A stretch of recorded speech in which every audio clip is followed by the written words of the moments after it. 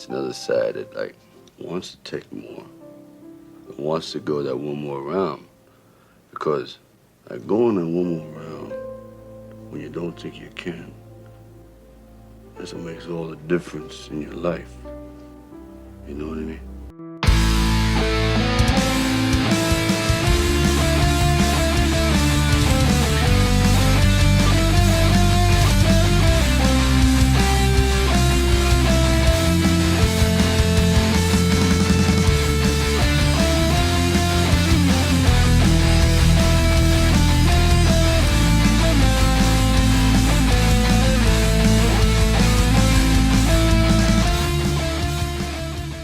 Welcome to another episode of One More Round, the Rocky Series podcast. I am your host, and with me today we have the Wish.com version of Katie and Kyle.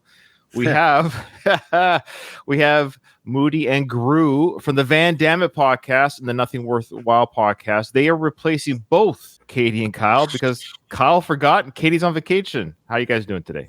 Well, I already see that I'm replacing Katie. I'm in Katie's spot.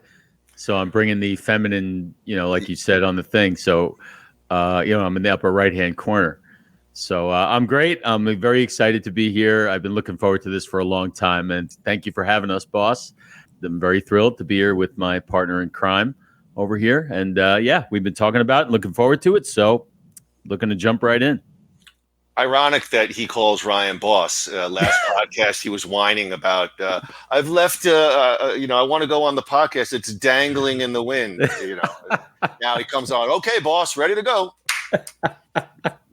That's wonderful. Well, yeah, I'd like to address a couple of things. You guys run the Van Dammit podcast on the last of the Action Heroes podcast network. I know you also show the same show on your podcast feed, which is fantastic. I invited you guys onto the network because when I created the network, I just wanted other voices other than my own covering other action stars and other action films that I just don't have the time to do. So why not have other voices on there, and we could cross collaborate and pollinate when applicable. And you guys have done a fantastic job covering Van Damme. You really do a great job. I genuinely enjoy your reviews and your takes. Don't always agree, but not agreeing doesn't mean you don't enjoy it. And I definitely enjoy your guys' take on Van Damme, and especially because you're watching films. I know, Evan, in particular, you're watching films of Van Damme that you never saw before. When you offered us Jean-Claude, I was, very honest. I was a fan of Jean-Claude, but not, fanatical about him. And there are several movies I have not seen. And it's been actually a fun experience to take one actor and kind of break down. So we've done an initial run of probably his bigger films. And now we're going into some of the lesser known. We'll do a second run of Jean-Claude films. We're excited, very glad to be on the podcast, on the network feed. I'm going to go back and forth through your nicknames, guys. I apologize. I know you go by Moody and Gru, but I'll sometimes say Evan and Andrew. So I apologize. I'll try to stick to one or the other. Gru, what has covering the Van Damme podcast brought to you regarding Van Damme and your fandom? Pretty much the same thing. It's been like a learning experience because I was top tier Schwarzenegger Stallone guy, and honestly, I always looked at Van Damme as the lower level of that. So he wasn't one that I would rush out to the theater to see like the others. A couple I did, but very few I didn't. He was a video guy. I put him in the same category as Chuck Norris for me. It's great to be able to watch these movies and see what I missed. Even the ones I don't like are still fun to watch and talk about. And you gave us the opportunity to do that. So it's been a lot of fun to do that. It would almost be boring to do it on somebody who we know so much about. Sure. Yeah. So doing it on somebody who is like kind of new to us is pretty exciting every time. So so thank you for the opportunity. All right. My pleasure. And I do appreciate your guys' comments on your own personal podcasts. The appreciation that you're sharing now isn't quite reflected on your show. The heat that I get from you guys is fun to listen to. I feel like I'm the Vince McMahon sometimes. So look. Let me respond to those comments, Ryan. And number one, it really is all in good-natured fun. But I do want to comment. We talked about it briefly on our podcast last night. Yeah. I do feel vindicated. Kyle's comments about your use of the surprise emoji only vindicated myself. Although Kyle did seem to indicate that I might be on the autism spectrum, so I am getting a personal evaluation on Tuesday. I will gladly come back and give everybody the update I did feel vindicated. Andrew does bring the feminine energy, but if you could please hurry up with this podcast. In 2 hours, I have a mani-pedi that I need to get to. So at New You Life Center, by the way, we need to. Yeah, right. Not a more metrosexual thing than married to a wife who owns a med spa. Yeah, but I'm bringing the feminine. That's right. Perspective. That's right. No, this is fantastic. Well, this is great. Yeah, we're covering Rocky 5, and usually at this point in the show, we have emails that Katie reads, but it's almost like my listeners knew that Katie wasn't going to be here today, and so nobody sent me an email. We got no emails. I know. I got ghosted on the email side, but we do have some YouTube comments I want to address a little bit. One came from a guy named Andy Grew. Anyone know who that is?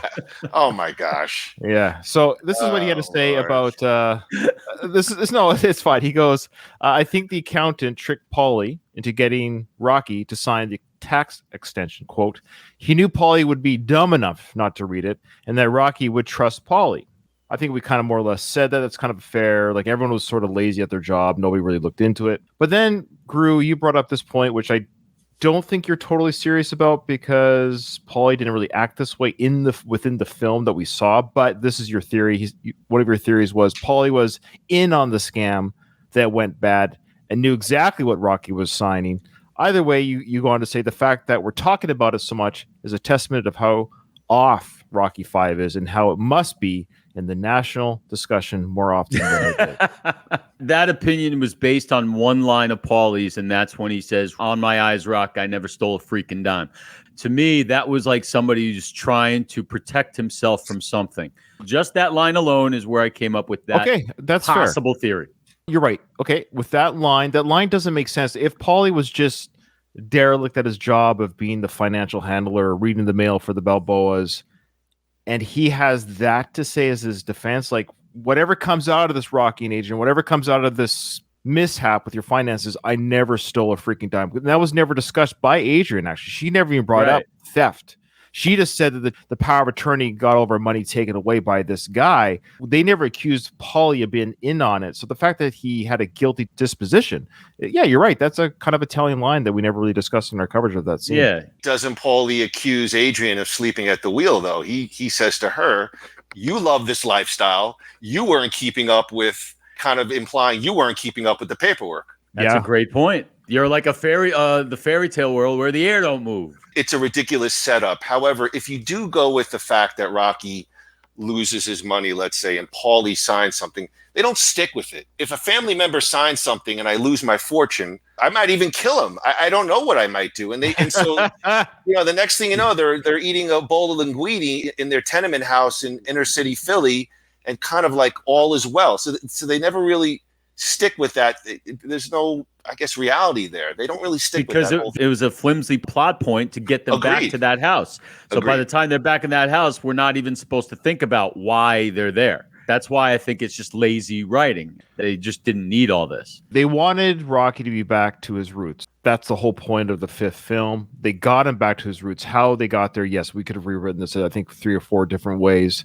So we're all on the same page there. And I agree with Kyle when he said that we kind of have to be here. I've also said, what are you going to do in part 5? Fight an alien or fight a robot? Like, you fought Drago, this international monster.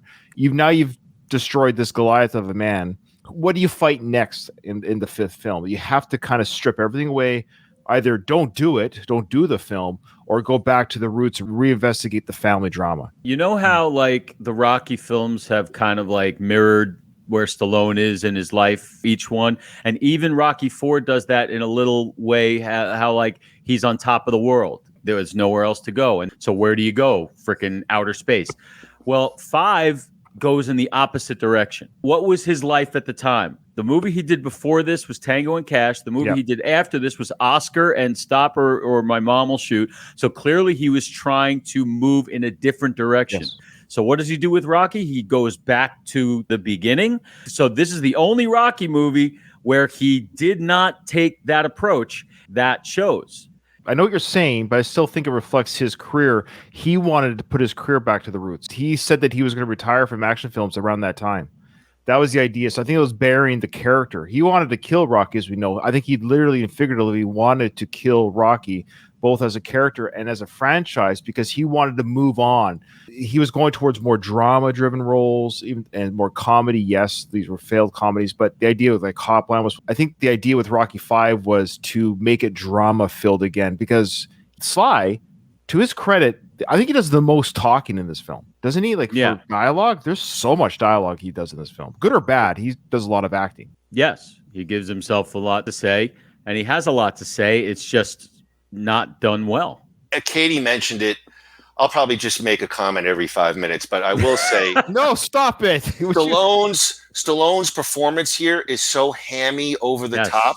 Freddie Feet. It's almost like a caricature of Rocky. And I felt like if you reflect on Balboa, it feels like Rocky and where Rocky's supposed to be. Here, it's just very hammy. I kind of sort of like the first third of the movie, and then it just kind of crumbles for me after that. His performance is so hammy and shticky. He's forcing it. He's forcing the performance, just like Rocky, the character, is forced into this predicament for superficial reasons. There's a very distinct parallel right there with what Evan just said, I think. I'm not going to argue with these points.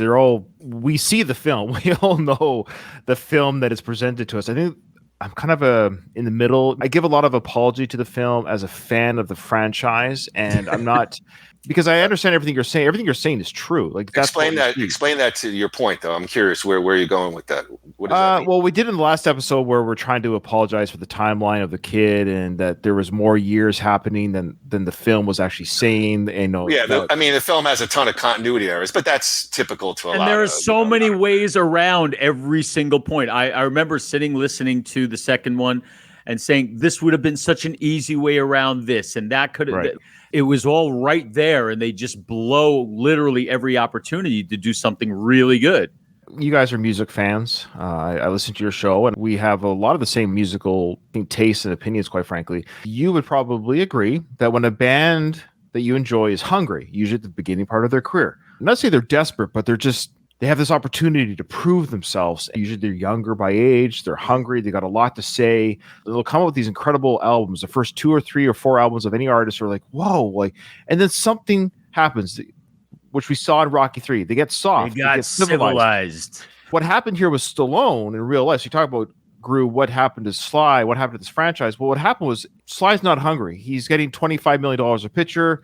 This is very comfortable. He can make Rocky V blindfolded. People are going to show up, and they did. The film still made money at the theater. It still gets sold in box sets. People don't throw it away. It's on people's shelves. It sells every time he does a reissue. It always sells.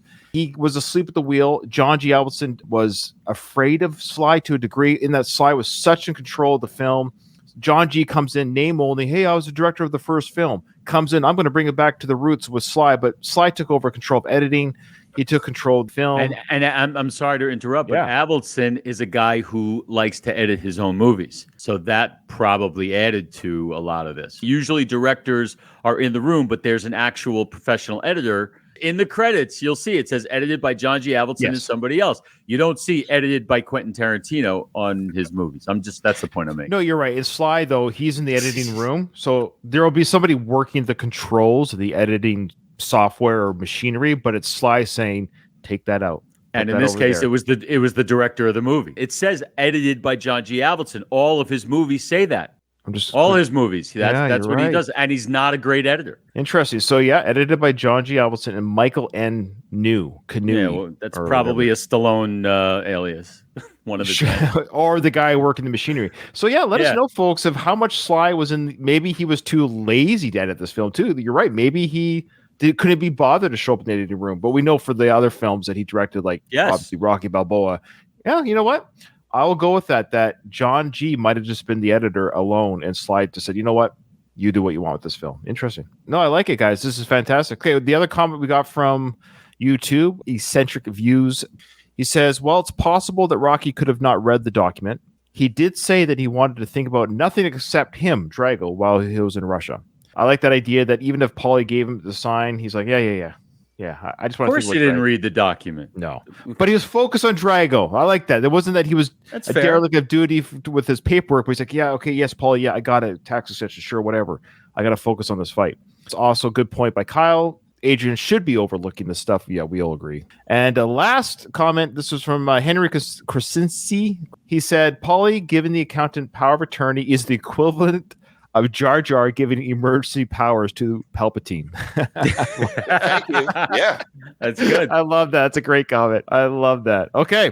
Give us comments on our YouTube, especially regarding Moody and Gru and how they did covering for Katie and Kyle. So let us know if they did a good job or not. Oh, no. Yeah. Ready for trivia, guys? Now, you're not playing for Katie and Kyle. They get mad at me for that. So you're playing for yourselves. You're playing for today's show's bragging rights. My score will count. Katie and Kyle will bring their scores on our system on the next episode. So write them down. Do not say your answer out loud. We'll reveal the answers at the end of the episode. What is the name of Robert's French teacher? Oh, I Got think it. I know that. What is the name of the girl that Robert walks with at school? Oh. Holy crap. I forget that one myself. Oh, no. I know Katie is playing along at home and she's like smiling and clapping because she's getting all these right. But yeah. You know what's funny? I think I remember Robert's ex-girlfriend's name because I think it's my ex-wife's name. Funny enough. So I wish they had the question, what is Robert's ex-girlfriend's name? I have an answer, but I don't think it's right. What age did Tommy turn pro? Think I know. I'm going to get 2 out of 5, I think. True or false, is Paulie part of Tommy's corner team? And last question, who says, quote, doctors should never fight? This was kind of tricky because I think it said... Yes, that one's a tricky one. I'll accept both answers because I think if we're both in agreement that both characters say it, there's 2 characters that say it. Because I think one character says it and the other one repeats it, I believe. Yes. Okay. All right. We'll do the answer at the end of the show. All right, I'm locking mine in. We'll lock them in. Get off the internet. Yeah. I think I missed 2. I definitely missed 2. I think I missed 3. He lives for this kind of stuff. Lives for this kind of stuff. I love it. I think it's fantastic. I want 10 questions. Yeah. Well, come on again. I'm sure Katie will go on another vacation. She seems. Yeah, she's always vacationing. Well, I think I pay her too much. I don't want the rest of the network to know. I think I give her way too much money. Right. As the only female in the network, that was part of the deal that she would have to get at least more. I think she said she wanted more than the Round 14 podcast guy. So that was part of the deal. Okay, here we go, guys. We're going to go into the film. I'm really proud of myself here. I'm going to release this as You did a great job in looking at it. Yes. Okay, It's well, really we got good. it going again. This is the Ryan Rebalkin cut, or I don't know what we're going to call it, the Ryan Rocky 5 Ultimate Cut. On this one, you'll see, of course, the footage will change. You'll notice right away what is added. Some could be as short as 2 seconds, but extra scenes. I try to make it flow. This should have been in the film, but there's a final scene. If we get to it, there's a final scene in the work print on today's episode that I've never seen before. And it's literally like a 4-minute scene. If you haven't seen the work print, you wouldn't know this thing exists. It's amazing. There's a tease for you, so stick around for that. All right, so we start off right away. This intro to the lawyer scene is just a little bit longer on the work print. Still hear, of course, the audio's a little bit shoddier. It's really hard to hear, but you hear like arguing and chatter. People within the office, they're all kind of chirping at each other before it goes into the original cut. Ryan, can I ask you a quick question? Yes, sir. How'd you get your hands on this? The work print. He knows a guy. I know a guy. Excuse me. Please let Ryan speak. Thank you. That's a great question. You can't find it. You can't Google it and find it. You have to. It's like a file sharing thing. It's like you have a Rocky Napster. Almost. Almost. It's in pieces on YouTube. In pieces, barely. Yeah. But I mean, this thing is 2 hours plus long. So I had it sent to me. And I can't remember who it was. I've had it in my possession for 2 to 5 years, waiting for this season to do it this way. So I'm watching it in piecemeal as I do each. So when I get this thing ready, I'm watching it for the first time as I get the file ready. So no, it's a great question, Moody. Great question. This isn't going to sound anything. Give me a break. Let me explain it one more time. The piece of paper Paulie had you sign wasn't a request for an extension on your tax returns. It was a blanket power of attorney in favor of the accountant, who was involved in some very high-priced commercial real estate. He thought he could flip it quick, take his profit, have your money back before you knew it was gone. And unfortunately for you and everybody in this room, his deals fell through because the market dried up. We should say for our audio listeners, Gru, your nickname for today's episode is Jimmy Binns, attorney at law. That's who we just heard speak in that scene. Is his name Jimmy Binns on IMDb or? In real life, he's not an actor. He's a Philadelphia lawyer. Yeah, he is a lawyer in real life. That's right. in Philly. So I think he's just a local lawyer that they got for this scene, and then they used him again, as you know, for the scene in Rocky Balboa For the boxing commission team. Yeah.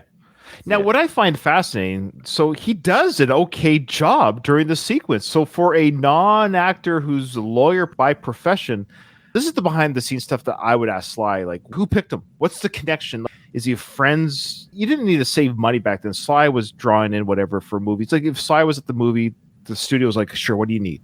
So it wouldn't have been a matter of, we can't afford a real actor to play a lawyer. Because they could get any scrub to play a lawyer, do a decent job. Did this lawyer have some sort of... Maybe he, what's the word I'm looking for?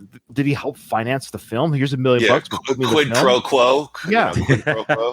Stallone, he definitely used a lot of Philly locals in the first Rocky. I know they tried to do that in 5. They obviously did.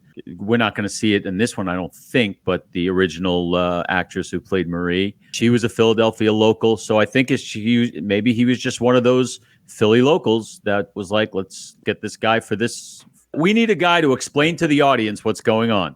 Let's let an actual lawyer do it. Here go. We have this scene. Thank you. That's well said. He explains that this power of attorney was given to the accountant, and he put money on real estate, but the market dried up. Tried to flip it. Tried to flip homes. How are you going to do that in such a short period of time? Again, that goes to the sort of the ridiculousness of the setup. The guy's purchasing homes. He's maybe doing some quick upgrades. He's going to sell it in the market and try to bump it for a profit. But it's a Ponzi scheme. A Ponzi scheme to me is more mid-level marketing, But stop trying to mess me up with your Ponzi and fancy vocabulary. It's 9:28 in the morning here in Phoenix, Arizona. I'm still haven't had my morning coffee. That's what the accountant was trying to do. Took the money.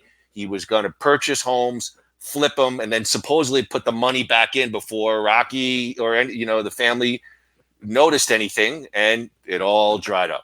He was planning to pay them back. He just figured he'd take the money, use it to make himself money, and then put it back before they even got back from Russia. Yeah. His intent was, I won't say pure, but his intent wasn't to bone the Balboas. He was just using their money to gamble it. It's deceitful, though. It's deceitful. Right. It was wrong. It was wrong, and it was criminal. Had the market not dried up, had the market been flourishing, and it was a seller's market, and he flipped his money, he made an extra $100,000 or $200,000 to pocket his own, puts the $50 million back into the bank or whatever for the Balboas. But I love how he took millions and just like $50 million on real estate, and then all of it's gone. That's the part I don't understand. Like, he talks about millions, whether it was 5 million, 10 million, 20 million, whatever it was they had in cash equity, he was able to draw out saying, here you go, real estate people. It just disappeared. Just like the disappearing part, I don't understand. I agree. Imagine getting Elon Musk's ATM pin. Right. Okay. You're going to keep going there and going there and going. You're not going to stop. It's going to be an addiction for you. Power of attorney gave the guy power over literally everything. Your entire life is in a power of attorney. So who cares? It was just a reason to get them back to the street. So they're there. Okay, should we just cancel the podcast if we're not going to talk about the scenes? No. I'm just saying we know that it doesn't make sense. All right, I agree with you. And it's not supposed to make sense. We know it doesn't make sense now, but we're just civilians, right? We're not movie writers. We're not in the industry. This isn't just the Rocky V film, but I always find it fascinating and frustrating that people within the industry have such a hard time with story. I admit, I'm not a creator. I didn't create Star Wars, but I always said I should be like a script consultant. But like, does this make sense to the audience? Doctor punching up scripts. Yeah, I might not be able to create the universe you've made. I'm going to listen and watch it. I'm putting my butt in the seat. It doesn't even make sense. Like, why are we here? How did Rocky get here? Can we just fix this why is Robert 15 years old? Like, let's just fix this. Let's just do a couple of tweets. We're not going to fix the story. I'm not telling you to change the story, but as an audience member, I'm confused. It is a ridiculous setup. Now, we've heard there's been a ton of cautionary tales of athletes and entertainers who have lost money. With athletes, it's usually discretionary spending, that they're out of control and somebody's asleep at the wheel. And could that be plausible that, something like that with the power of attorney? Perhaps. But the fact that he's down to zero and then they auction everything off, and it doesn't seem realistic to me. Yeah. Dave, thank you for watching. He brings up some insight here. He says, according to jamesbin.net, He was also a state boxing commissioner as well as an attorney. So that's how he met Sly. There you go. There's your connection. Yeah, nice. Thanks, Dave. Does that Appreciate mean he that. passed away? I'm gonna favorite that on my Google, jamesbins.net. Check out that website for a little legal advice. I do like how James Bin is like, it's just funny because if you treat him, he's the same character within this universe because he's never told that he's not the same character. It's the same person, that he's one time Rocky's lawyer and then 15 years later he's trying to deny Rocky a chance to box. I love it. The character turn. I'll bet you Sly was hoping and betting nobody would notice. Exactly. No, we notice these things. Sly of course. Well, exactly. Of course. Should know better. He should know better. And you lost millions. So what are you saying? There ain't nothing I can do about it? I'm doing plenty. I've filed 8 criminal acts against him, but you've got tremendous debt payment on this property, Rocky. He didn't pay your tax returns in 6 years. Now, this part drives me crazy. It's one thing for the tax evasion, whatever, but why haven't the Balboas paid their taxes in 6 years? What's going on? Is it the old saying you can leave the trailer park, but the trailer park doesn't leave you? Is that what we're dealing with here with the Balboas? They don't know how to deal with money? The only takeaway from that is, when Paulie, accuses Adrian of being asleep at the wheel. I mean, I think that's a realistic look that Adrian would most likely be in charge of the Balboa finances. She's a little bit more with it, I think, in that avenue. That's really the only explanation I could find. I mean, I do agree. It's hard to swallow that. Not only are they at zero, they haven't paid their mortgage in X number of years. This is the only part of it that actually makes sense. Because when you have hundreds of millions of dollars, like apparently the Balboas do, they don't do their own taxes. They don't do their own books. They have an accounting firm that does that for them. But the way the thing works is if you had an accountant and you trusted your accountant to do your stuff, you're not going to hear from that. All you're going to do is keep paying his salary. Now, he might not be paying your taxes. You're not going to know for a few years because the IRS is that backed up. This is entirely plausible because they wouldn't do their own paperwork. They had a crooked accountant that just now, after all these years of probably getting swindled by the guy, all of a sudden it's all coming home to roost. Now they've lost everything. They're cleaning up the mess that this guy made. That's the way I see what he just said. Well, hearing that, Andrew, and knowing you're an expert on the IRS, I want you to guest on my IRS podcast next weekend. Well, maybe I got busted for the same thing one time, okay? If they didn't pay their tax returns 6 years, you don't think at some point the feds are going to go after them? It's like, Ryan, to your point, is it like they're just dumping every obstacle, it's not only are you at zero, you've not paid your taxes, you've not paid your mortgage. It's like, oh my gosh, where do I go from here? Back to Philly. I think the Balboas at the end of the day are bad with finance. They've never had it before. Like, you hear about these people who win a windfall lottery or whatever, but they blow it all. They don't know how to handle the money. So we could just argue the Balboas suck at handling money. Sure. Perhaps. Yeah. Okay. I agree. And the mortgage on your house hasn't been paid in months. I don't see any other way but for you to take bankruptcy. Well, you saying to me I'm bankrupt? I don't like saying it to you, but that's more of what Evan said. Just dumping. Here's more. On top of everything else, here's bankruptcy. Not necessary, like Kevin said. It's just grabbing whatever fancy accounting word you can throw at them. And I do like how Adrian starts yelling, we didn't have a mortgage. Our house is paid. The fact that they don't even know they have a mortgage bill, it's just unreal to me. There's no way. There's no way. Absolutely agreed. Didn't have a mortgage. Our house was fully paid for. Don't take it from me. Ask him. Apparently not. There's nearly $400,000 still outstanding. The only thing you have that's not encumbered is a gymnasium that was willed to your son by a Mickey Gold Mill in 1982.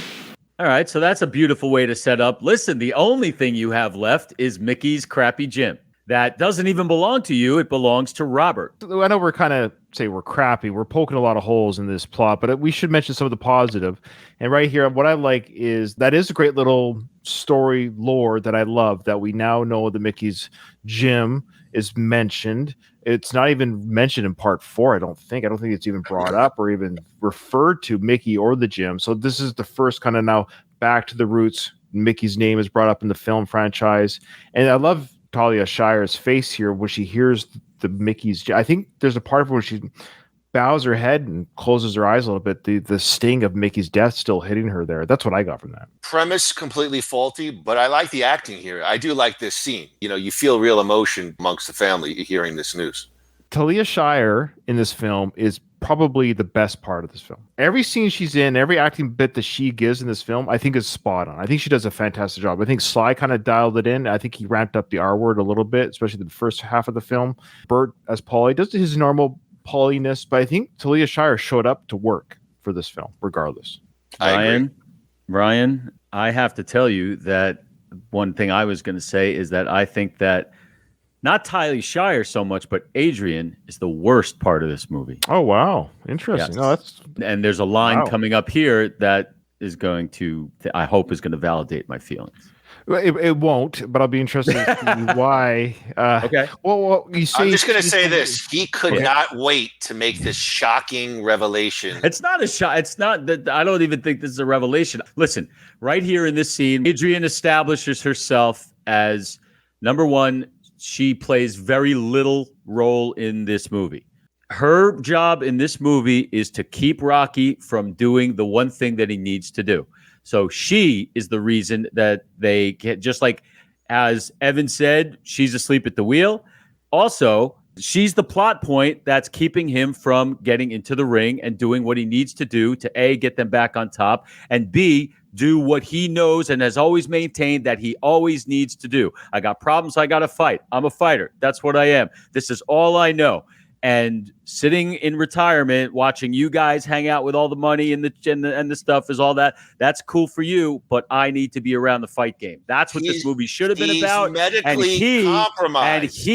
But even before that, she's always trying to keep him out of the ring, and she does it here. And that's the biggest problem with this movie is that she is in the way. That's why I don't like her character's role in this movie.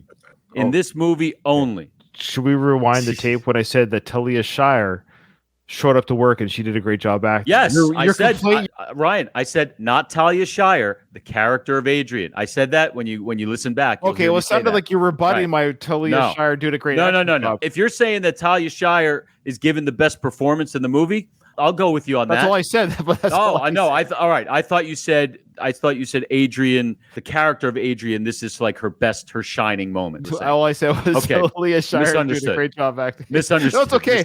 But you did bring up your points about Adrian very well. That's fine. All your points are still valid. All right. Wasted seconds there. Then I guess. Moody's like, I gotta walk the dog. But isn't Adrian's role in every Rocky movie to kind of set Rocky straight at the end, to get his head straight and to move forward? You can't win. What's the truth? Here, it's my favorite scene in the movie when she confronts Rocky in the street and says, you're losing your family. I mean, that's Adrian's role pretty much in every Rocky movie, is to kind of set him straight, clear his mind, and get him on the right path. And to the point about him fighting, which I don't think they stick with, but he has a very serious medical condition that's, documented in the first third of the film, and then they don't stick with it. You don't really hear about it. He's normal Rocky until he fights Tommy in the streets. He gets clocked, and then he's kind of blights out for a moment, and they refer back to it. That's because it's a plot device. Grew to talk about what you brought up regarding Adrian. Everything again you said is true in the sense of you're right. That's what she's doing in this film. I will just say, speaking as somebody who's married, this is her spouse. You just want to look at the idea of, she said in Rocky 2, I think the very best, when she's in the pet shop, when she's yelling at Paul, and she goes, I love him, you don't. He goes blind. I'm the one that's married to him. You're making me be out the bad guy, that I'm stopping this guy from entering the ring. But if he goes blind, I'm the one who's going to carry him around, changing his diapers in the bed. I'm the one taking care of him. You get to live as the corner guy and get to live in our mansions, whatever. But I love him. You don't. This poor Adrian, she's lost her money. Her husband, who loves boxing, can't box anymore. They're going to find out this medical condition in the next scene when we get to it. I think at this point, all she cares about now is they have a grown son. They have a family. I hear you. It's frustrating because we know I just got a couple easy ones. He's not wrong. We know that Rocky can probably fight some Union Cane guy and not even get his nose busted. We get it. But Adrian just says, I don't care. It's not, to her, it's not worth the 1 in 100 chance risk that something he ends up being literally Muhammad Ali in his last year of life. She doesn't want to live with that. She's done with the brain damage. Very, very fair. She's been this way in pretty much every movie, I think, except the first one. She always meets him, not to bring up another one, but meets him halfway. meaning No? in Rocky 2, she comes around to seeing he's a fighter. This is what he's got to do. In Rocky 3, she talks him down off the ledge. In Rocky 4, she shows up in Russia after initially saying, no, I'm not into this. The reasons why are definitely legit. I'll give you that. But as a fan, as a Rocky movie fan, of course, as an audience, we want to see him at the end. We want to see him knock this guy out in the ring and win the title back and go into the sunset. And she's the reason why it doesn't happen. Well, it would certainly help matters if the IRS could give us time, an extension. I just worked there, Mr. Benz. For 6 years, no taxes were filed. You're going to get a 60-day extension, and that's all you're entitled to. You can sell some things. that extra scene there just mentioned again that the plight they're in, the most they can get is like 2 months to get this thing figured out. They just don't have any other resources unless some other mystery donor like the Apollo Creed estate could come in and bail them out, but that's about it. Paulie's going to jump in here and says, you can sell some things. Remember those commercials you did? So he's bringing up two different things here. You are going to be selling some things very shortly. Yeah. Yes, Paulie. That's true. Now he's just thinking sell some gloves, maybe your cufflink or whatever. Get your Rocky robes here. And then he goes, remember those commercials you did? Now, this is a great idea by Paulie. He's actually trying to help here. The fact that he doesn't just do commercials, there's no physical danger here. They're really making the point here. You're stuck. There's just no way. Like, he can't even get a job parking cars like he could in First Blood. Like, there's just nothing. That is such bullshit. There's nothing Rocky is able to do except for fight. Except for fight. Yeah. So, anyways. Remember those commercials you did? Hey, Paul, I ain't no commercial kind of guy. I'm a fighter. It's what I do for a living. Nah, it's just as well. We couldn't get any sponsors. With the investigation of the accountant, out pops a criminal record of Rocky's for assault in connection with loan shark. Why, with the accountant being in trouble I know. and them going after him, would Rocky's criminal? And then we said before, who cares? Yes, he busted some thumbs 30 years ago or whatever. Exactly. Snoop Dogg has a national campaign. I think Rocky. The only thing listening to the comments would be, I know Rocky did have a bad commercial experience in Rocky 2. Yes. Kind of mocked. He didn't know his line. So, maybe Rocky's saying, look, that's not my bag. I think it boils down to this. The reason that line is in the movie is to remind younger viewers of Rocky V that Rocky was once a street punk. That's literally the only reason. It's to say, hey, remember when Rocky was this jerk off working for Gazzo? Talk about nostalgia. This movie takes every gratuitous opportunity to make sure that we don't forget where he came from. That one of my biggest criticisms of the film, but not in this way, not in a way that hurts the movie. One of the biggest criticisms I have with like some of the later Rambo films and Rocky 3 and 4, and even a little bit of Balboa, I wish they would talk about previous events more. I like the previous stuff. Yeah. I mentioned in one of my episodes earlier in the season already where he goes, when I fought that guy, you should see what he looks like. I said, mention Drago's name. I think just by dropping Drago's name just keeps that continuity up, which I love. I love that kind of stuff. You were right. I rewatched that part and it was awkward. It was really strange. And remember that guy I just fought 2 weeks ago? I'm not going to name him now. It's weird that you won't. In this movie's timeline, it's that morning. The way these movies just lump themselves together in the strangest way. She was a long time ago. You didn't know. Why not a couple of more fights? With your popularity right now, you could be out of this thing in no time. Oh, he's retiring. Rocco, fighting's the ticket. I love Burt Young's delivery of that line. I don't know why I've always enjoyed that. Rocco, fighting's the ticket. It's very mafia-esque. The cadence that Burt Young delivers that line, I don't know. I like it. Whose side is the audience on right now in this scene? Of course, Paulie. Paulie, the one who we're supposed to hate for all this. Feel like the movie has lost us. Don't you feel that way? I'll go back to Ryan's point. Adrian is his wife. She's going to play the role of protector. And he hasn't been diagnosed yet. You're right. Right now she's saying that he's retired. They hint at it at the very beginning of the movie, which is probably one of the more effective scenes is the beginning of the movie. Good point.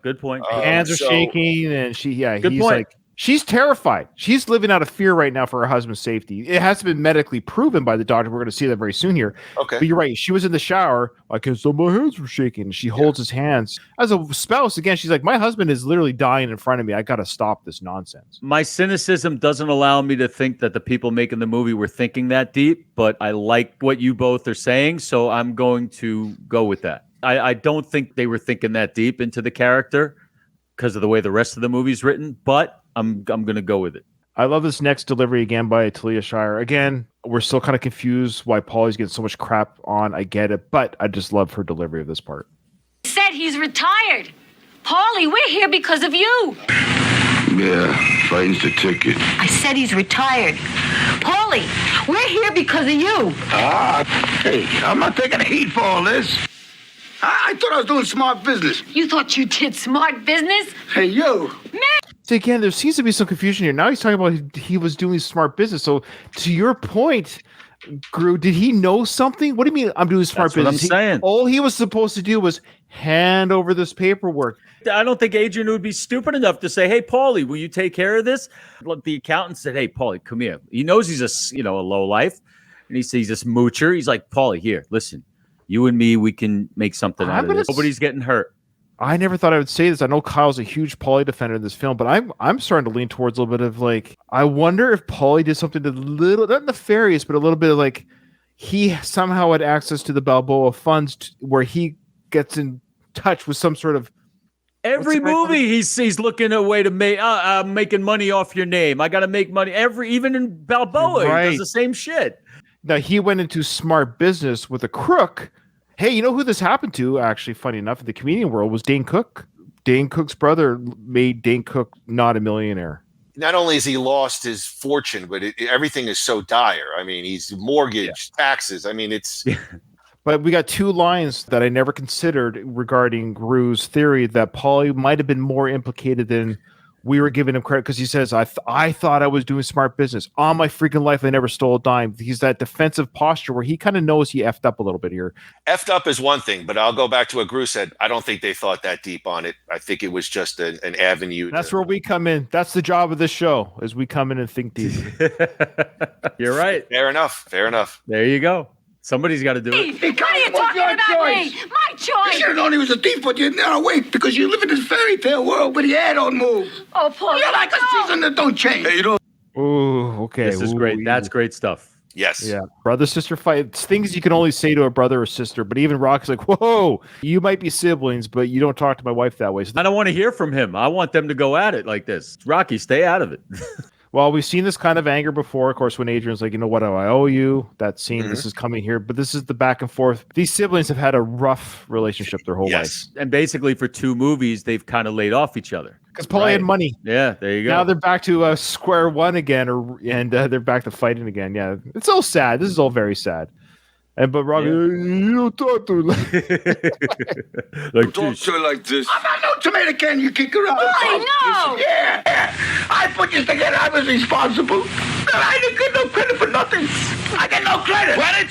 Everything we got is going you want credit? And money for the kids' school, money to live? I take all these beans for nothing and you want credit? What does it matter with you, Paulie?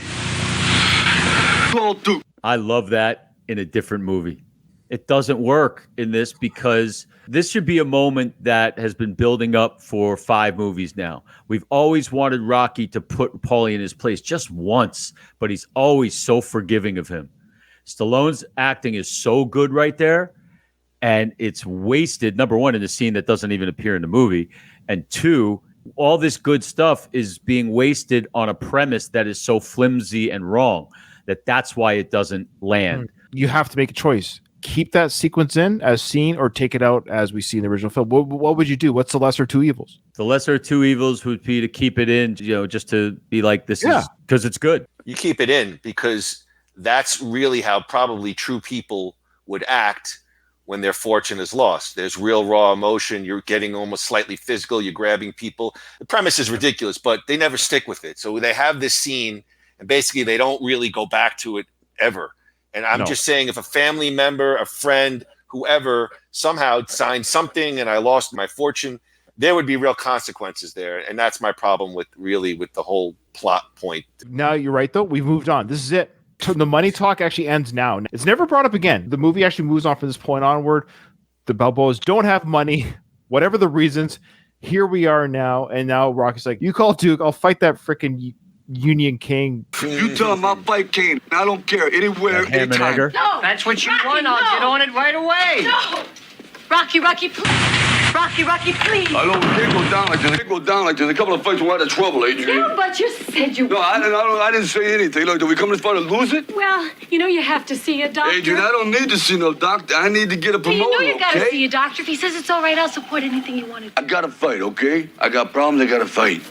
Now, she does say, look, if the doctor clears you, okay. But I think she only says that because deep down she knows there's no way a doctor... In a way, she's like, hey, if a doctor clears you and says you can fight and your license is good to go, then you're good to go. But basically, I'm not going to be that messenger. Let's go to have a doctor tell you, let's make this official. I think she's telling Rocky what he wants to hear. So she's not going to squash his dreams, but she knows the reality of the situation, how dire it is. Hey, if the doctor says you're cleared, I'm cool with it. But I think she knows in her heart of hearts, he's got a serious issue. It's like your kid has bad teeth, and your kid says, I don't have to brush my teeth. My teeth are perfect. And you're like, okay, well, don't hear from me. But if the dentist says your teeth are perfect, then great. Right. You'll never have to brush your teeth again. But let's just see what the dentist has to say. If the dentist gives you a thumbs up, then we're good to go. The dentist says, oh my God, your teeth are horrible. Hey, it wasn't me. It was the dentist. He's the professional. Looks like we both have to work on your teeth. So that's what she's saying. Like, hey, doctor gives you, your head's good. Your head's good. No problem. Yeah, but if I'm watching this for the first time, it's hitting me hard. But they never even go back to it. It means nothing. That's why I can never fully buy into it, because of where it goes. They just drop all this stuff because it's just a reason to get them back to the street. Will you do it for me? For you. Yeah. I mean, Rocky will do anything for Adrian. He'll do anything for her. So here we go. This high-tech 1990 head scan. What do you think of this head scan? The Atari 800, right? Whatever. Hold on, let me hook in my telephone modem. Wait, isn't Bridget Nielsen right next to her, like waiting for him to punch the thing? I mean, it looks like the same exact graphic. Are they using stock footage from Rocky IV? It could be. I love it. I love how this brain scan shows the top part of the head, the side. It has a colored graph on the bottom to indicate like the different areas and Adrian, ain't nothing in there. My head's empty. Why the empty headshot? Like the empty head in the middle doesn't make any sense. This is the shape of your head. Okay, it's treating the audience like idiots, is what it's doing. Okay, that's what it's doing. Because of the continuous violent blows to the head, you've developed a condition particular to boxers called cavum septum folliculum, which is a hole in the membrane separating the ventricles. The brain surface neurons in this area have also been traumatized. Excuse me, doctor. Simply stated, Mr. Balboa. This doctor kind of comes in and literally Rocky explains what. Yeah, right. Yeah. Let me give it to you in layman terms. Yeah. You ain't fighting again, kid. That's basically it. It means that you've suffered some damage to the brain. How long until he recovers? The effects are irreversible. Bring it in, Bill. Rocky, you have to retire. Irreversible. That will be a whole other discussion, not today, for Rocky Balboa. No, Rocky does say it later here in the scene, doctors are, only God's not wrong. In theory, the doctors could be wrong. I mean, people always say, you only got 6 months to live, and you hear later the guy lives for 20 more years. So doctors have been wrong about their diagnosis about people regarding things, but at this moment in time, yes, the doctor's saying what you have in your head 20 years down the road with medical technology, we might be able to reverse some of the damage. But this is the information they have at this point. Shouldn't Rocky be blind by Rocky IV? Like tremendous beatings on film. Yeah. I mean, tremendous beatings on film. No, he sees like a beagle. He's fine. He sees like a beagle or something. I don't want to retire. This ain't the time to retire. No, not in here. Not in the office. No, I just fought the best fight of my life. I just did that, and all I need is a couple more. No, Rocky. Good. This is a good scene. This is a good scene. Yes. It is a good scene. Yeah. There's a lot of good scenes in this film. The problem with 5 is some of the premise that gets us to some of the good scenes. That's what affects the quality of the film. Because within this film, there's some incredible scenes. Mickey's visit, Mickey's ghost. Doctor sequence is a very good scene. When Tommy drives off and Adrian and Rocky have that discussion in the street, they have to fight. And Adrian's like, you're losing your family. All those scenes these are incredible scenes. Rocky, you suffered severe brain trauma. Oh, he could be wrong. Anybody could be wrong. I don't think he is. Well, he ain't God. Look, Adrian, only God ain't wrong. Hey, Rocky, this is what's good for you. Well, needs a couple easy ones, right? Not with the way it is. You can't get licensed in any state. He can't get licensed anyway, doctor. That is correct. So Adrian's really laying on thick here. Like, look, Rocky, stop talking about fighting. You're going to have to go to Mexico at this point. You guys talk about how good this scene is, and it is good. The acting is great. Let me run a hypothetical by you. My feeling is that this would be a great scene if it was just between Adrian and Rocky, talking about, I want to fight, you can't, maybe even with Rocky Jr. The movie's supposed to be about Rocky and his family. All the mumbo jumbo about the brain damage could have been taken care of in less than a second. Sitting at the kitchen table, looking at the thing. This is what it is, Rocky. I got to fight. You can't. Paulie's sitting there. No, you can do it. You could, like, that's what I would prefer this kind of expositional stuff to be taken care of. I'm saying this is good stuff, but I'm just saying it seems like more extra stuff that's just to pile on. We don't need to be in the doctor's office. I think the audience needs to see this because I think the character Rocky needs to have, it can't be Adrian because you're right. Adrian's always the one. You can't do this. You can't do this. Now we have this authority saying your brain is damaged. It's irreversible. We can't give you a license. A bit of exposition. You're right. It's a bit of exposition, but it's telling both the character Rocky, the really bad news, the indisputable bad news, along with the audience. So it kind of two birds with one stone. You're right about them having this personal discussion in front of the doctors. But again, this kind of stuff happens all the time in front of the doctors. You know, I've been diagnosed with cancer, says the character, right? And the doctors are right there. Like, what am I going to do? How much longer do I have to live? The doctors see this kind of stuff all the time when the couple starts processing this really bad news. They're not going to wait to have this conversation in the car. So I don't know. I think it works. All right, I'll give you that. Puts a kind of a rubber stamp on it. I think this would happen in a doctor's office. You know, okay. He's going to react poorly to it, and she's going to try to reassure him and make sure that he doesn't fight again. And she's also using them again as like, it's not me telling you this, Rocky. It's just these guys. You're not going home with these guys. Rocky, do you love me? I love you. No, why you ask that? Because if you love somebody, you live with them, you live for them. You don't gamble with a life. This is what's good for you. You know, like a fighter ain't supposed to...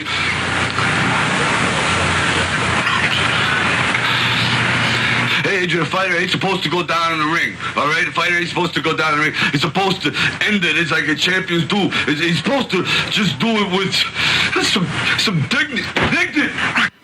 I'm a little confused what Rocky the character was saying there. Did he say fighter champions are supposed to go down the ring? But that's exactly where they kind of lose, is the ring. What's he saying there? What's he trying to say there? I think he's saying, I want to go out on my sword. I want to end it on my terms, in the ring. Yeah, I don't think the words came out. Yeah, it sounds a little off, and maybe that's why they cut it out. Because this is great. I love this. Okay, let's just go back again. I want to hear, again, the audio is not great. That's just the work print audio. I can't help it. But I just want to hear how the dialogue is written, because it sounds like it says a champion doesn't go down the ring. And I'm a little confused by the way the character is saying this. So let me just hear it again. This is what's good for you. You know, like a fighter ain't supposed to...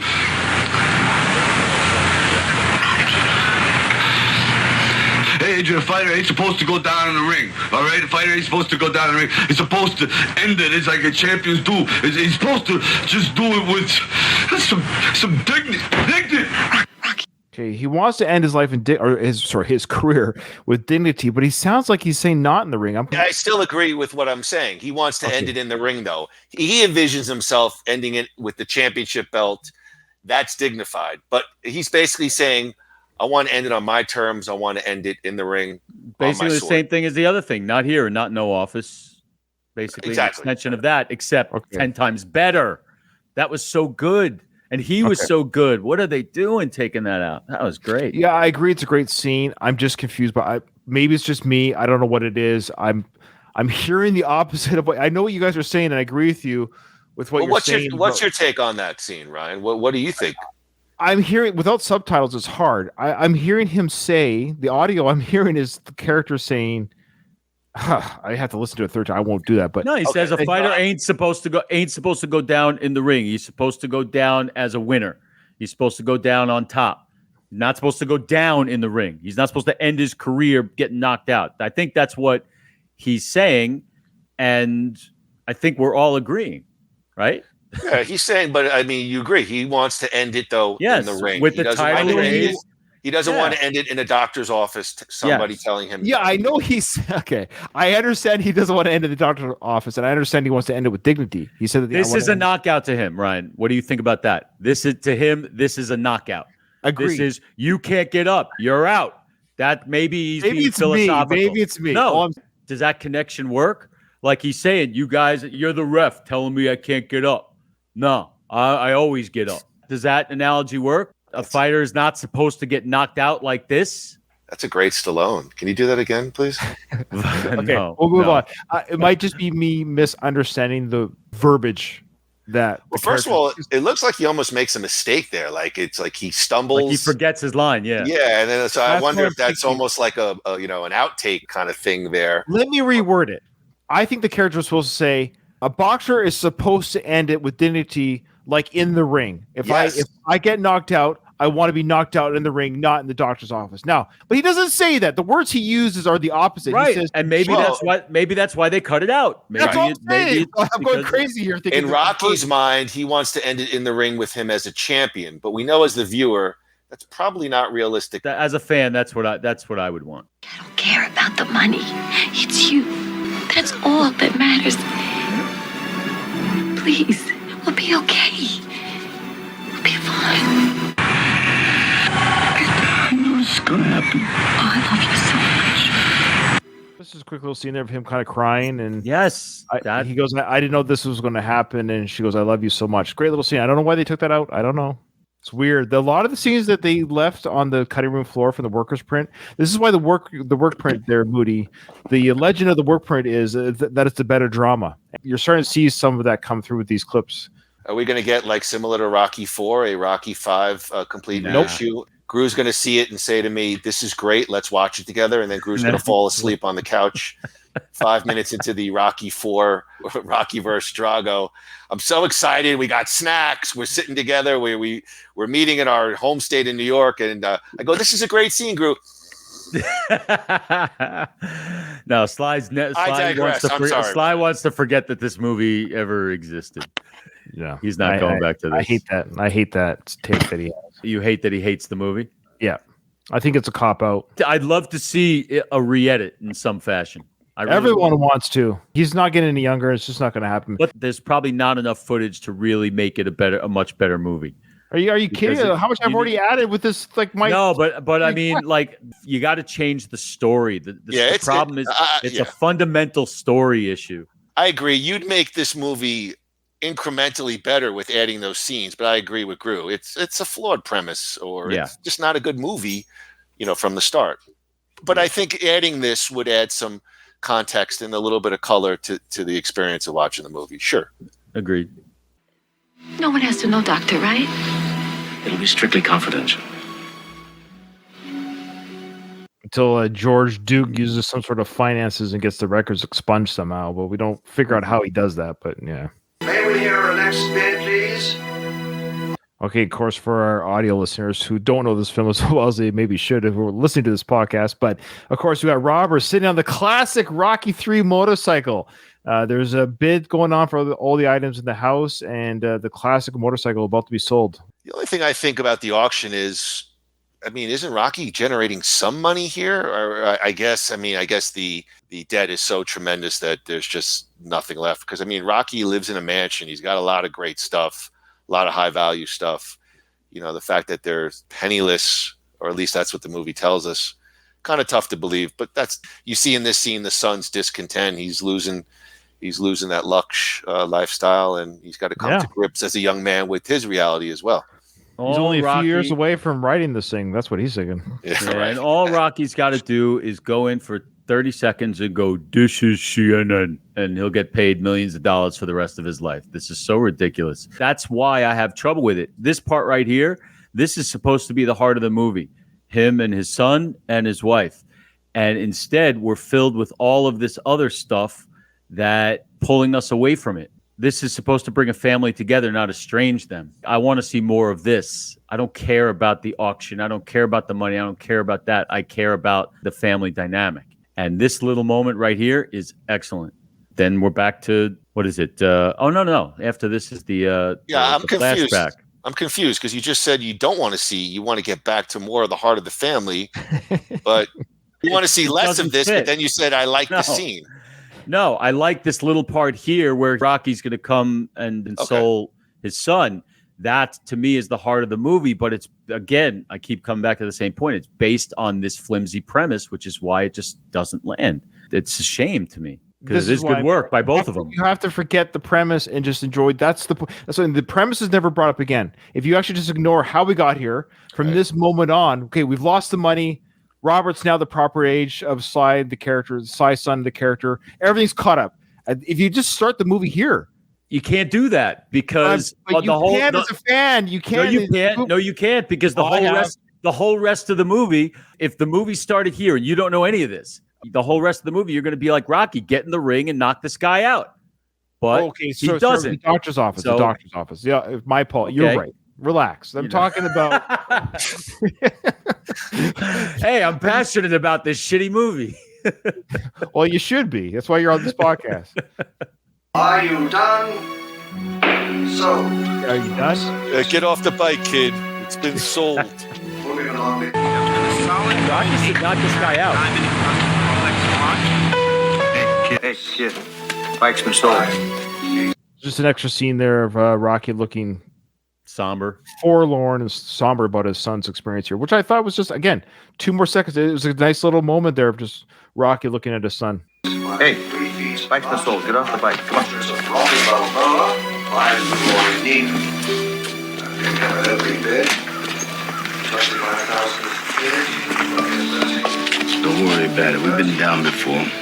I'll get it all back. We just gotta stick together, right? Home team. Yeah, right.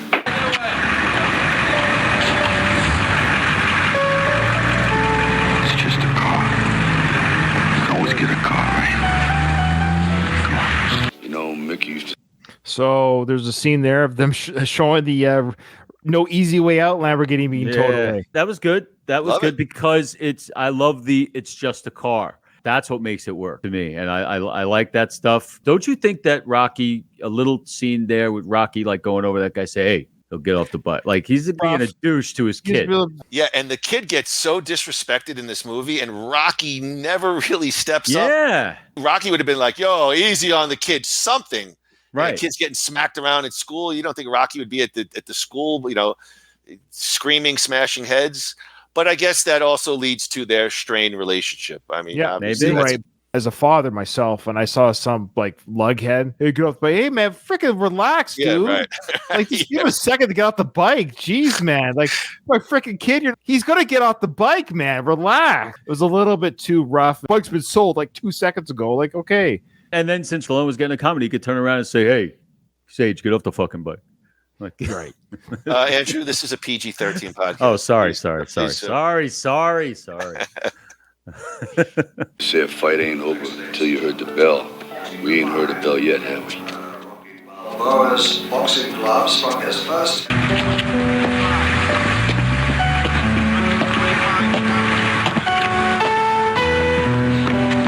Shot of Rocky and son walking up the stairs with Bill's music, and it then segues into a longer shot of Rocky. You're about to watch, your audio listeners here, of Rocky rummaging through the stuff in the attic. We just see a longer shot of him grabbing stuff from the attic.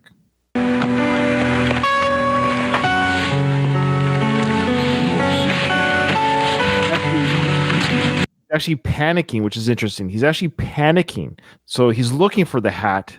But as he's looking for it, he's going, no, where to go? So he's actually panicking. So he's desperate to find it, which I found interesting that they took out that he was desperate to find it.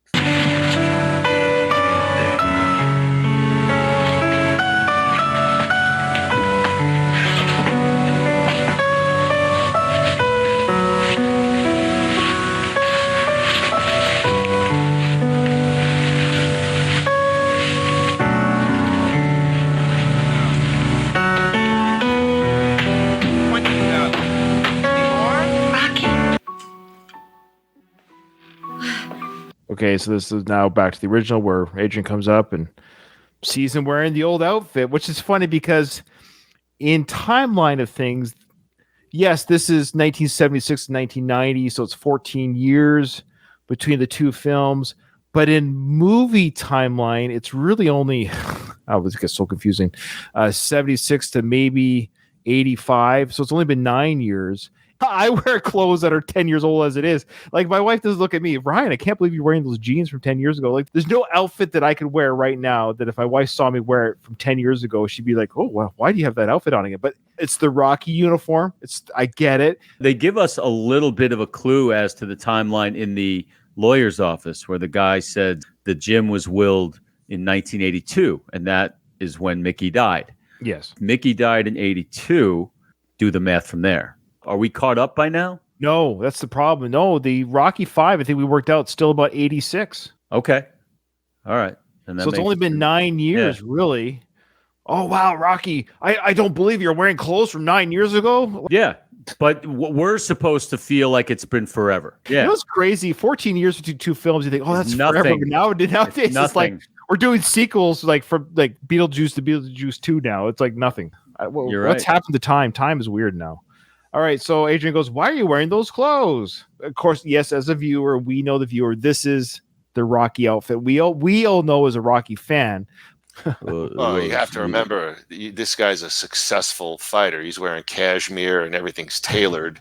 Now he's going back to the old dusty, smoky leather jacket in context with the earlier scene where they show him anxiously trying to find the cap. I think that leads to his frailty and his frail condition. Like it's almost like a baby blanket. I got to find this. It's going to provide me comfort. You know, when I watched it, even back in the day, oh, he's putting on his old clothes. He's going back to thugging. It didn't seem true to me, and even less for Adrian with the glasses. You could sell me maybe Rocky putting on the old cap and the old jacket. Okay.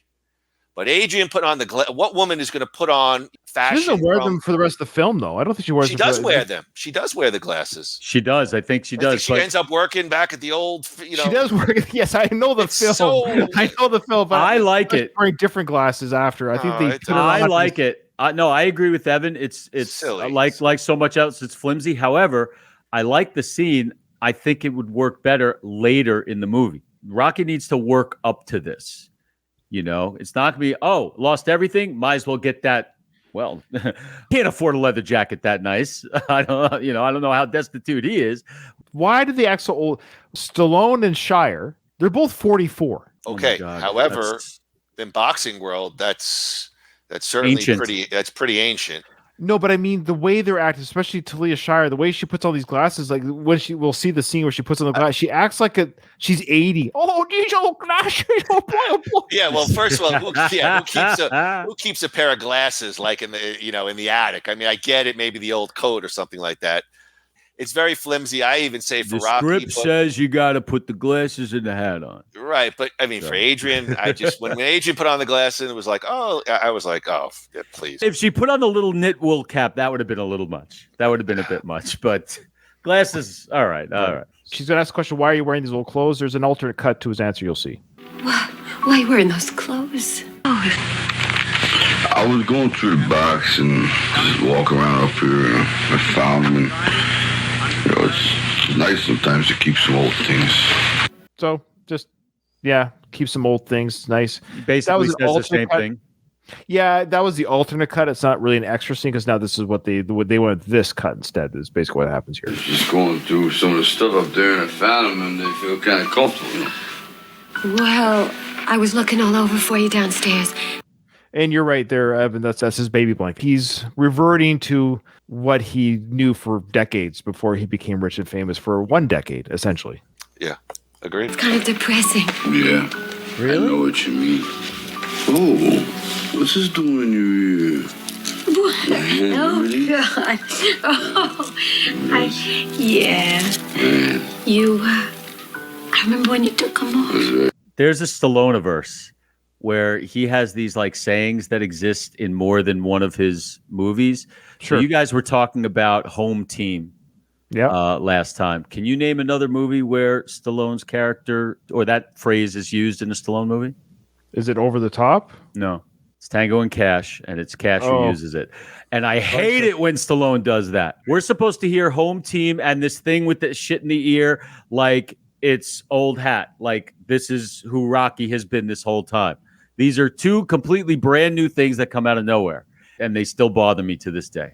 Yeah, with the ear with the quarter or whatever. And I hate it. I hate it. I don't disagree with you, but I will argue to play apologist is that don't forget there's scenes and moments in these characters' lives within the universe that aren't filmed. So he could have been doing these ear tricks. True. And we just don't see it within the story arc of we get to view, because you think about it, we're viewing their universe, but we're only seeing certain parts of their storyline. We talked about Agent could have a full-time job. For all we know, we just never see her at her job. Now, doesn't Talia Shire isn't she acting older than 44? The three of us are older than 44, and I feel like she's acting older than a 44-year-old does. Am I wrong about that right now? I mean, I think the scene is true in the sense that she's like, oh my gosh, she pulled out the old glasses and she puts them on. Okay. But then, like, that's her sort of uniform de jour for the remainder of the movie. There are scenes where she's wearing the glasses, and even Rocky, it's just... and then she spends, like, the last third of the movie in a nightgown, in an old lady nightgown. Yeah. So maybe there is something to it. Maybe there is something to it. Maybe. You could be onto something. First time I ever kissed you, remember? Yeah. Yeah, I ain't kissing you, old lady. Adrian, I want to go out for a little bit, just take a little walk. Just I don't feel better, but hey, could you talk to the kid? Because he's really taking this hard. He recognizes that Robert's taking it hard. It's not that Rocky's a bad father. He's a good father enough that he recognizes he's not able to talk to his son. That doesn't make him a bad father. He's like, you know what? I don't think I can give him what he wants to hear right now. Can you talk to him? You might be better at this than I am. So there's nothing wrong with a parent doling out to another parent, hey, our kid needs something. Can you give it to them that I can't give? We often crap on Rocky being the father, but at the same time, he's self-aware enough to know, hey, my kid is feeling pretty down right now. I don't know if I'm in the right headspace to give him a talk. I'm pretty down. Can you at least talk to him? Because I'm not there for him right now. That's still better than nothing. Rocky is going to be the old-fashioned father. Rocky plays ball. Adrian changes diapers. Rocky's not changing diapers. Rocky's just not the sophisticated father figure, and he doesn't have that capacity. He's going to love this kid more than anything in the entire universe, and he's going to be his playmate. He's going to be his everything. But the textbook father thing, Rocky Balboa, is never going to be. And I think they have that understanding. But at the same time, for him to verbalize that, he's even more forward than fathers of the 90s. I agree. I agree. Recognize the sensitivity that his son has that he can't provide. That's something. Why is he laughing at us? Hey. Evan's laughing at us. He's laughing. He's got something. Hey, Adrian, there's a Messerschmitt over here. Clean it up. No, I mean, I don't disagree with Andy, but I think, I think Rocky's a good dad. I mean, he's not going to handle everything, but he's in tune with his son. And I think, the story of the movie is, Tommy takes him off track and the son has to reconnect. And I agree. There's probably 1,000 ways you could have went with this story, maybe even with Robert, that could have really been the redemption arc, or they could have told the story, way differently. Where are you going? I thought I'd go to Andy's. Is this the first time we've ever heard the bar referred to as Andy's, or Andy referred to as Andy? Do they ever call him Andy? I know they list him in the credits as Andy in the first movie. Do they ever actually call him that?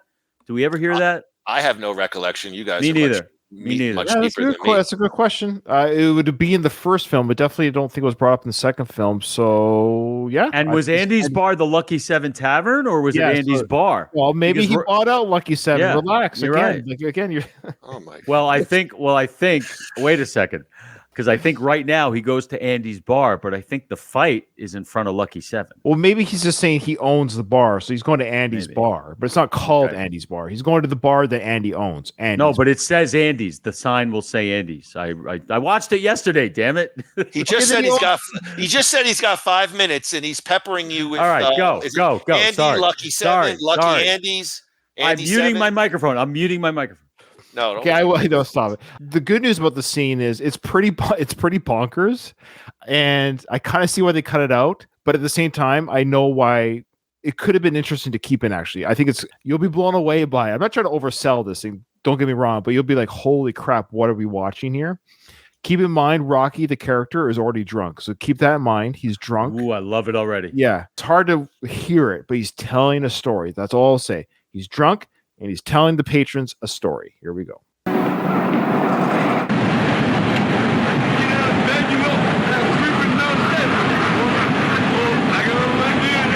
So I said, what am I gonna do? I'm gonna make myself the world's biggest, fattest, dumbest pancake. You know what? So I hear music like I was in a circus show. And he goes,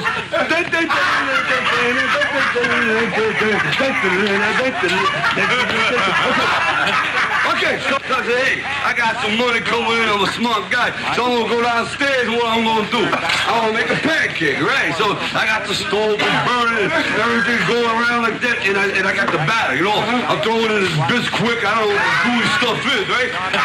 Okay, so I said, now is the moment of truth. So I stick this sucker in, and I throw it up in the air, and it's going, it's in the air. But right there, I spilled butter. Pancake, you know, and pancakes, they go, I'm knocked out. And the pancakes on my face, I wake up, I say, hey, this thing's a miracle. This thing here belongs to the museum. Because I am like the only champion of the world who's ever knocked out by his own breakfast. Hey! It's hard to hear. The setup is he had a large pancake mix. He flipped the pancake mix in the air, slipped on some butter that was on the ground, knocked himself out. He's the first world champion in boxing history who got knocked out by his breakfast. That's the story. I think watching that scene also takes me back to the scene where he's struggling to find his cap. So to me, looking at this, I'm seeing a damaged guy. I don't think they're laughing with him. They're laughing at him. And I'm feeling, as a viewer, sympathy for Rocky. As to having the scene in this movie, I don't know if I'd have the whole scene, but maybe something to that effect, because that would sell me perhaps a little bit more about this whole Philly thing and putting on the coat and jacket. But to me, watching that, it's almost like he's hitting rock bottom and they're laughing at him. He's a real frail guy. Maybe not physically you're seeing it, but he's a damaged guy. That's my take on that scene. That scene was in the movie. It would have ripped my heart out. I think that scene was incredible. Loved it. I don't even care what he was talking about. It doesn't matter what he was talking about. As a Rocky fan and as the way we look at him to see our hero in that shape, unfortunately, I know why they took it out. They took it out because in their mind, it doesn't move the story. We're already aware of how damaged Rocky is. An audience is going to get bored by just more of that. It's not having enough respect for their audience to leave that scene in. That's my take on it. It really doesn't move the story, but it doesn't always have to move the story. There's more. Oh, really? Yeah. Hey, now. Okay. I mean, this is a 5-minute scene. So now he's told the story. You're right about the kind of is a mixture of laughter kind of with his antics. Again, for audio listeners, I really recommend you come to the YouTube channel at the very least to watch some of these scenes. He slips on the floor. So he's really acting it out. He reenacts the slipping. He said it's like being at the circus, and he does a music, the same music he does in Rocky 3, which I found interesting. He does the same circus music that he does in Rocky 3 with Mickey. Yeah, exactly. That perfect. Yeah, just like that. Now the patrons are going to continue their after story reaction. I can't believe it. Got any more stories? I got oodles of stories. Yo, Rock, what are you doing? You should be out fighting. Forget about it. Yeah, Rock, make a few heads. You know, get the bread that way, you pineapple. Yo, Rock, nobody wants to see you talk. They want to see you fight. I like to help you out, but unfortunately, my legs are shot. Yeah, you look a little shot. Okay. But interesting what Rocky's response was. He's lying. He's embarrassed by the brain damage. He's saying that his legs are shot. I can't fight. My legs are shot. This is great. This is great. By this point, we're supposed to leave all that behind. We're supposed to accept the fact he's back in Philly now. That's just it. So we're not supposed to be reminded of the brain damage anymore. So I think that's another reason why they probably took this out. It's too bad because now we're seeing the locals' reaction. Like, why are you back, dude? Like, we know you lost your money, but why aren't you fighting? It's one thing to be with us schmucks here in Andy's bar or the Lucky 7 Tavern, but why aren't you just going fight again? Like, and then the next day, everyone's like, "Hey, Rock, great to have you back. Yeah, hey, great." This is what this movie should be about, right here. And they just kind of lost it. They're not done with him yet, though. But you were shot even when you started. Because you were shot when you started. Your legs were shot when you started. Great call. Even Andy's giving him shit. Wow. Yeah. You'd be embarrassed to come in here again. Fuck me. Rock, come here. Hey, Johnny, what's the score of the game, man? Ain't How you doing? You got the pancakes doing? That was fun. Listen, I read. I watch the news. 100 years I know you, huh? Yeah. Ain't you embarrassed coming back here? I mean, like it's like going backwards. Yo, Rock, got another one of them pancake stories. Better take a note, Joe. Rest, will you? How did he manage to blow the whole thing? Too many pancakes to the head.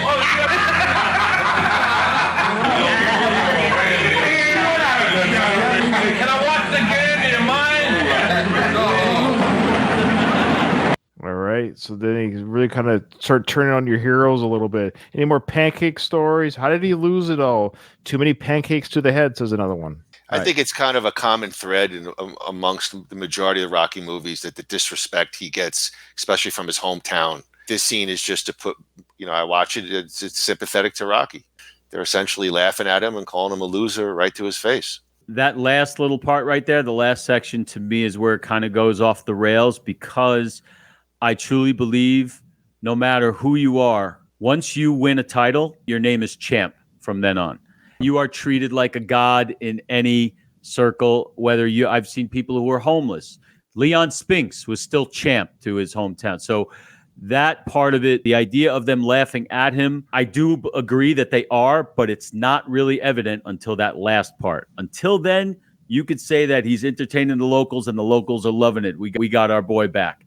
But then in that last part is where you see that they really are being vindictive to him. And I just don't buy it. Once you are a champ, you are champ for life. Yeah, the next scene is classic Rocky speaking his mind out of earshot of the people he's supposed to be saying it to, because he just hates confrontation. Check it out.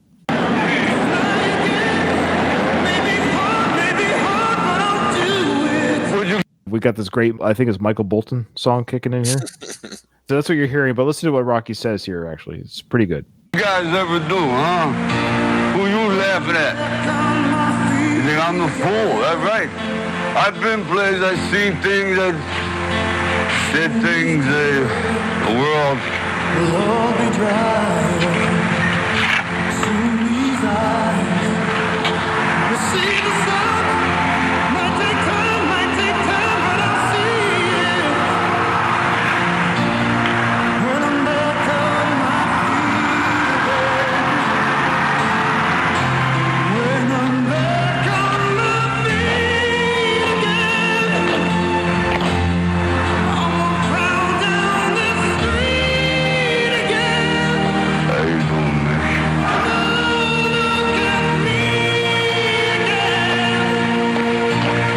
And they'll see that I'm strong. All right. So I think that works. I don't know about you, but I kind of think he gets all that in that moment there where he's like, he stops talking. He's like, I've seen the world. What have you guys done? I've literally have seen the world. I've done things. I've climbed mountains. I've beaten champions. What have you guys done? Then he kind of stops, and then he sees Mick. And he's like, how you doing, Mick? I think that works. Even the Michael Bolton song, I thought it fit. I thought it worked. What are you guys' thoughts? Never-ending quest for respect, and I think his respect from his hometown. Yeah, I think it works. Yeah, I could do without the Michael Bolton song, though. How can we be lovers, but we can't be friends? I don't think. I said I loved you, but I lied. Going back to the hometown, penniless, okay. But if you accept that premise, this adds a lot of context to it, and it's a little bit easier for me as a viewer to swallow this whole premise when you see some. It's a good acting job there. It's a good scene. I don't have any problem with it. I agree with Evan, also with the Michael Bolton thing, but I'm going to guess that was a temp track, and they would eventually have put the Bill Conti music in there. That aside, yeah, he's right. It's great stuff, and it leads so much better into the discovery of the gym. In the original, he just walks out of the bar, lights a cigarette, looks up, and there's Mick. Here, he's talking to people who aren't there, and then Mick brings him back to earth. I like it much better. Yeah, I agree with you, because then I'm like, oh, he's smoking again. Like, what's going? You know, so perhaps had they shown, he's going through a tough time. He's drinking. Because I remember actually watching. I'm like, oh, how rich. He's smoking again. He's back to being the thug. But that adds a lot of context to it, and so it helps me take that premise a little bit easier if you show some of that stuff. Yeah. Is that part supposed to be the callback to the conversation between Paulie and Rocky in 3 when it was like, nobody laughed at me? They laughed at both of us. Sort of ring our bell with that. Nice. I like it. And that's why that last part doesn't ring true to me. The rest of it does. And it really well done. I agree with Evan. The acting by Stallone is great there. All right. Great job, guys. Let's do the trivia and we'll say our farewells. You ready? Okay. Oh boy. Gosh. What is the name of Robert's French teacher? What do you got there, Evan? I think she had very nice breasts, if I remember. Yes. Try to repeat the question. Not if her breasts were good or not. What is her name? Well, I don't. This is not right because it's there. I only remember Dumont, but I think that's an art. A character in art history. So I spell Dumont. Spell Dumont. I think it's Dumondt, maybe Dumont. What do you have there? No, Madame Dupont. That's Dupont. Oh, so I was. Madame You're Dupont. close, Evan. You're close. And yes, I got that one as well. So for the record, I have 1 point. That's for those who are tracking between me, Kyle, and Katie. Okay. What is the name of the girl that Robert walks with at school? I actually don't remember, but the only name that came to me was Stacy. I'm drawing a blank. Okay. I have Karen. Oh, of course. I guarantee you Katie's at home. Well, you know what's unfair is Katie and Kyle, they just watched the film like. So did I. Well, how do I get that wrong? I could have sworn they called it. What's her name? Jewel. Hey now. You know who Karen is? Isn't Karen Tommy's girl? Cheap redhead in the front row. That's all right. Yeah, but there's a Karen in there. That's his girl, though, right? Yeah. Sorry, what age did Tommy turn pro? I have a number. Let's start with you, Andrew. I have 18. Spitball 19. I feel like 18, yes, is the legal age, but I feel like he started earlier. I said 17. 18? Okay, Andrew got it. Man. Oh, that's the answer, 18? I told you, I'm bombing hard on this. Doesn't he say it? Like he says, I turned pro at 18. I think that's you're right. The answer is 18. I'm telling you, you got the anser correct. No. I'm just trying to remember how they referenced it in the movie. It was at the dinner table scene, I believe, and I just feel like I knew it was young, but I don't know why I went so young. So he started pro at the legal age of 18. My gut should have went with legality, but this movie's all over the place. I thought maybe he said 17. Okay. True or false? Is Polly part of Tommy's Corner? I said true. What did you guys say? True. Evan? False. I put false. It's true. Yeah. Okay. Yeah. Do you remember the line? There's your boat, Rock, the one that's sinking. Yeah, he's in the ring with him. He's in the corner. I put F on my. Rocky finally gave him a job. Is who says doctors should never fight? That was Rocky. But then, of course, doesn't George say it as well? Yeah. Duke says it as well when he comes to. That's right. Doctor should never fight. Yeah. Doctor should stay out of the ring. Doctor should never fight. Rocky Balboa, the funniest champion ever. That's right. Good job. Good job. Okay, so there you go. I got. Boy, what did I? By the way, you played a lot of stuff of George Washington Duke in the previous episodes. They really hurt his performance by taking that stuff out. He had some great stuff in the stuff you were playing. Well, we hope to have more come out during the. What did I get? I just have to do this really quick, guys. I got one right, one. I think I got 3. I got 3 as well. I've had better. We're at the end of the show now, so plug your podcast. So what they're all about. We do 2 podcasts. So Andrew and I do Nothing Worthwhile with Moody and Gru. We cover all things that we love to still talk about. We started as kids and still to this day in our 40s and 50s. We cover wrestling, music, movies, television, pop culture. And then, of course, we got on Ryan's radar and we do once a month or maybe even more. Now we're back from summer break. We do Nothing Worthwhile Van Damme It, and we cover movies and related topics featuring Jean-Claude Van Damme. Our next week, we'll do a quick plug. Next Saturday, we'll be recording 1989 Jean-Claude in Cyborg. And I'm thinking, by the way, as I'm listening to this podcast, Andy just loves putting out all this attention to detail of Rocky V, but then we're going to record Cyborg, and he's going to be like, "What are we talking about? Cy who?" No, I saw Cyborg once. Well, he's like Rocky V, George Duke, Karen, cheap redhead, Stu Nahan. He knows every single innocuous fact. And he's going to be like, "I've seen the movie 1,000 times." For God's sake, Jean-Claude was in Cyborg. I didn't know. I have one yes or no question before we end this for both of you. It's a pitch meeting, okay? Rocky V, we're bringing him back to his roots in Philly, okay? Who cares why? Who cares what? But he's going back to his roots in Philly. Do you want him to fight in the ring? Yes. Evan? Oh, gosh. I'm going to just say I see a lot of Creed DNA in Rocky 5, especially on the second watch. And I think there could have been a story with either teacher-student redemption there, or Rocky training his son, redemption there through the father-son relationship, or just a Creed storyline where he finds somebody. And we all loved Creed. I don't necessarily need to see Rocky at this point in the ring. I think they could have done it a lot better. Okay.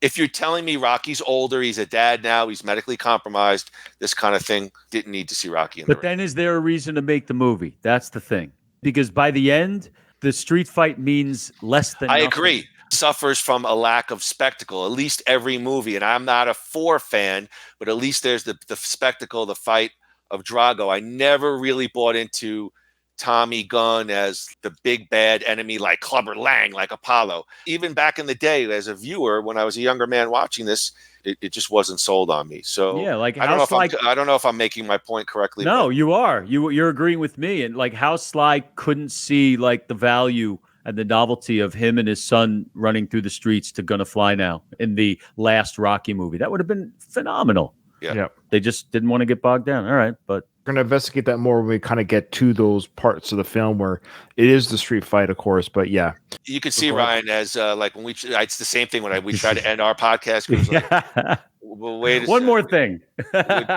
Did Vince know that Randy? Then it's another 20 minutes. So yeah. But it's been a pleasure. I super enjoyed myself. Yeah, absolutely. I hope so. Absolutely. All right. Yes. With that, folks, this episode is over. I didn't hear no bell.